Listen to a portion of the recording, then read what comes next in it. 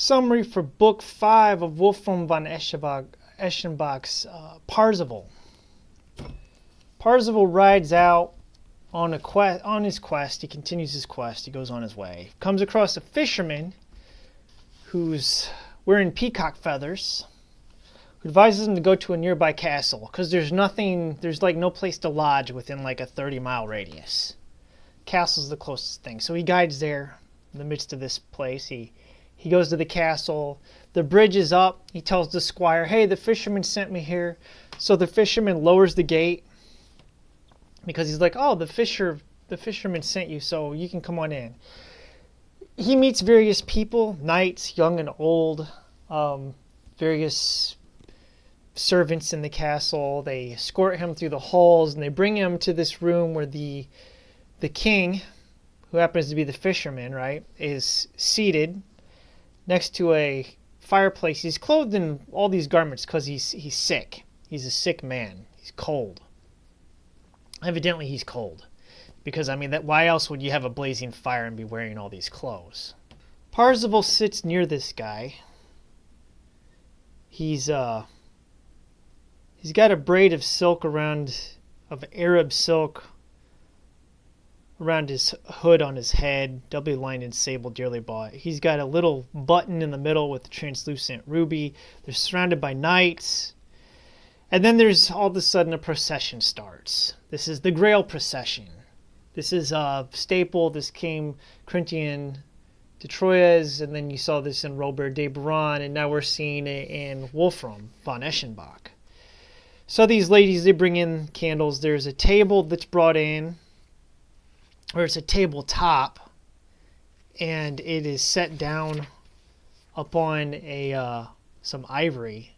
It's basically, let me see if I can read it. Okay, so they carry in a garnet hyacinth, Hyacinth. It says both long and broad to make it light of weight.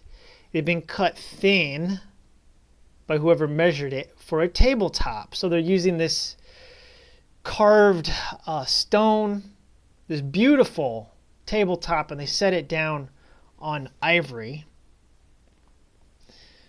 And then all of a sudden the procession continues, and you've got these ladies that are wearing dresses greener than grass of samite and lots of green. We got silver candles brought in, various objects are set down, and then the coup de grace upon a green Achmardi, Achmard, the Achmardi.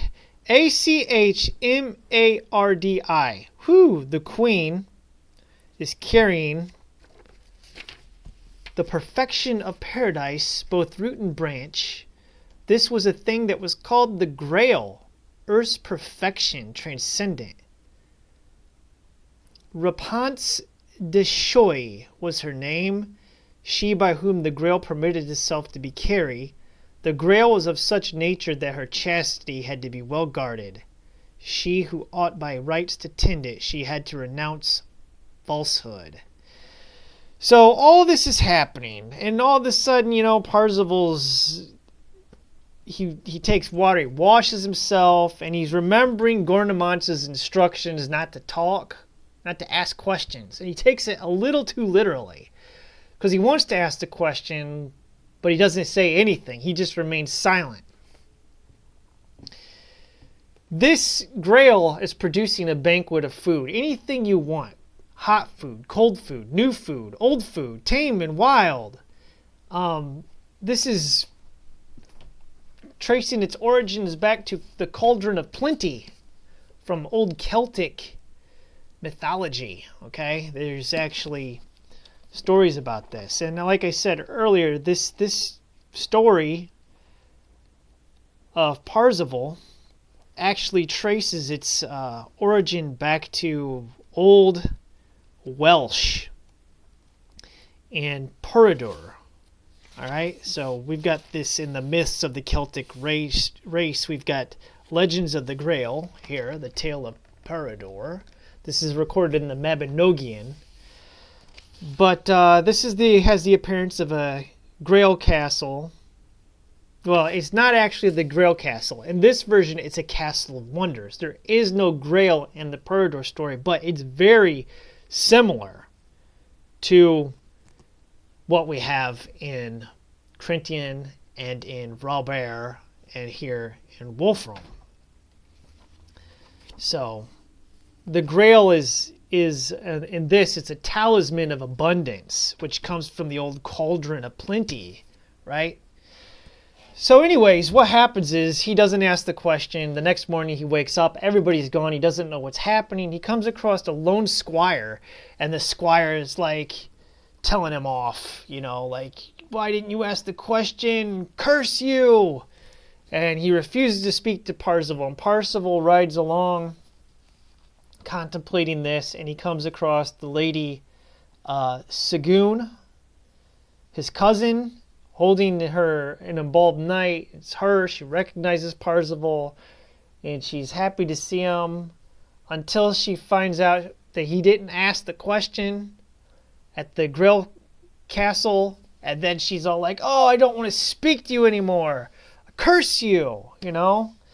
So he's all like, man, he's like doubly cursed, and he rides on his way. He comes near another lady, and this happens to be the lady from when he first started his quest, the lady Jashuk, who he took her ring and her brooch, tore her dress, and she's like in tatters. She's basically almost naked, destitute.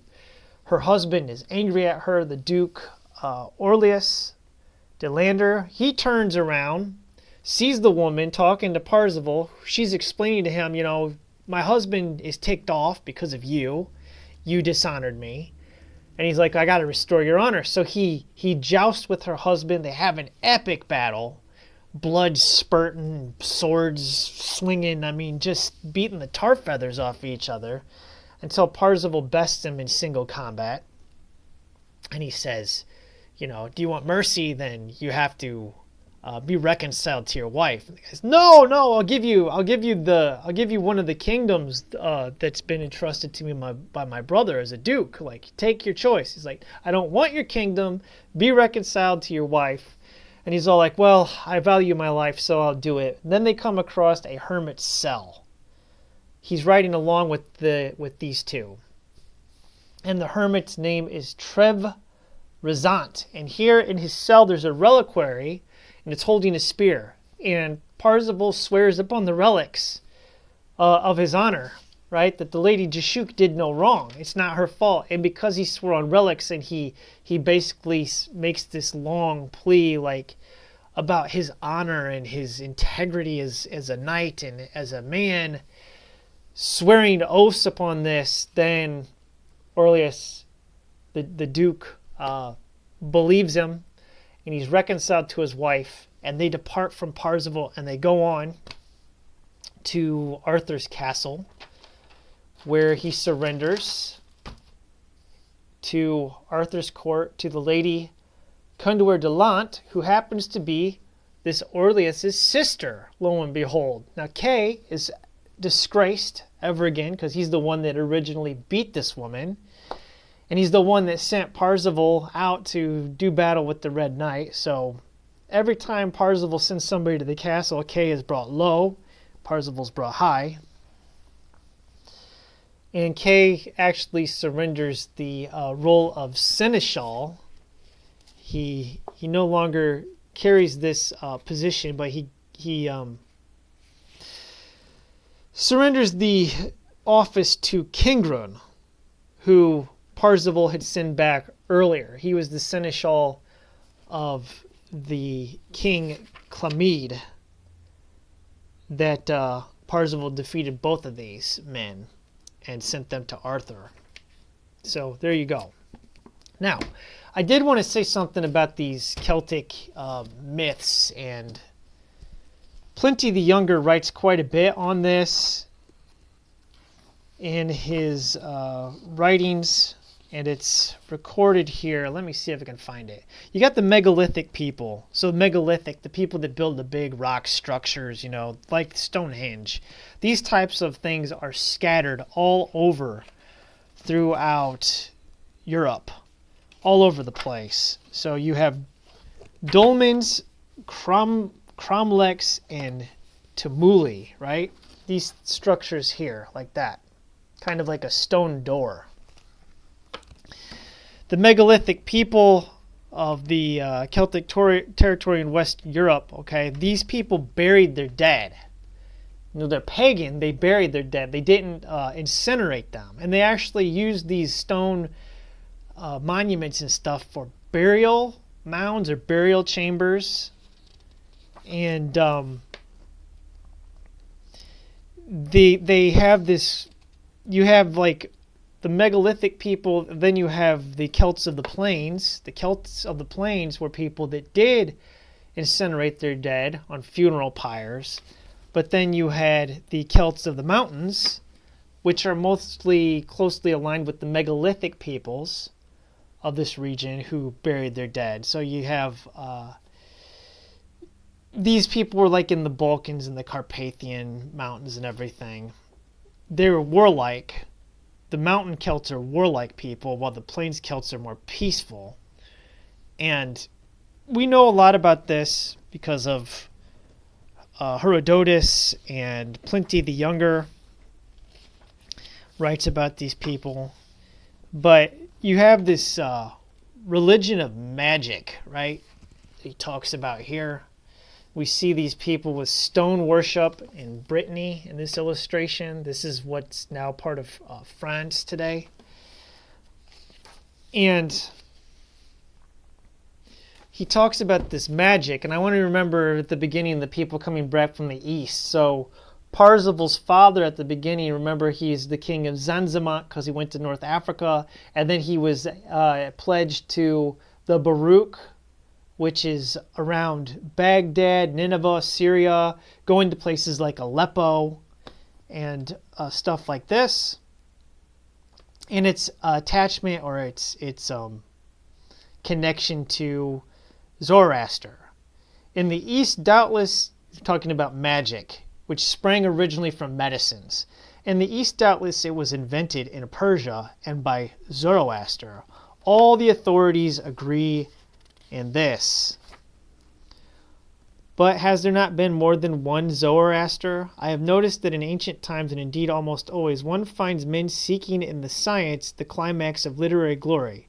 At least Pythagoras, Empedocles, Democritus, and Plato crossed the seas, exiles in truth, rather than travelers to instruct themselves in this. Returning to their native land, they vaunted the claims of magic and maintained its secret doctrine.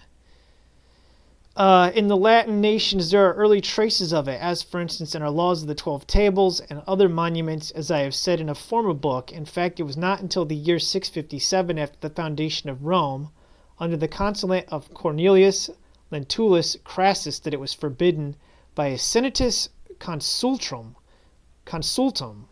to sacrifice human beings, a fact which proves that up to this date these horrible sacrifices were made. The Gauls have been captivated by it, and that even down to our own times, for it was the Emperor Tiberius who suppressed the Druids and all the herd of prophets and medicine men. But what is the use of launching prohibitions against an art which has thus traversed the ocean and penetrated even to the confines of nature? So here we have, here's the referent. History, natural history, I think is what this is. 30, chapter 30. History, I don't know what the abbreviation is, but there's the reference. This is from Plinty the Younger again. He talks about the megalithic monuments now. The imposing relics of their cult, which the megalithic people have left us, are full of indications of their religion. This is now T.W. Rolliston writing, right?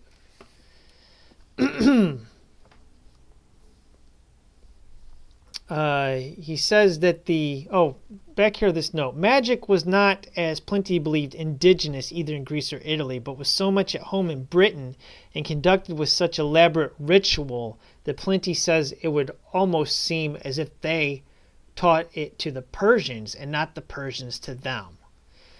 Now he's talking about the megalithic monuments, and he says that in Brittany there's this stone formation. I can't even pronounce this. I'm just going to show you here this whatever this is. I'm not even going to try to pronounce it. In Brittany. Anyways, think about this for a minute.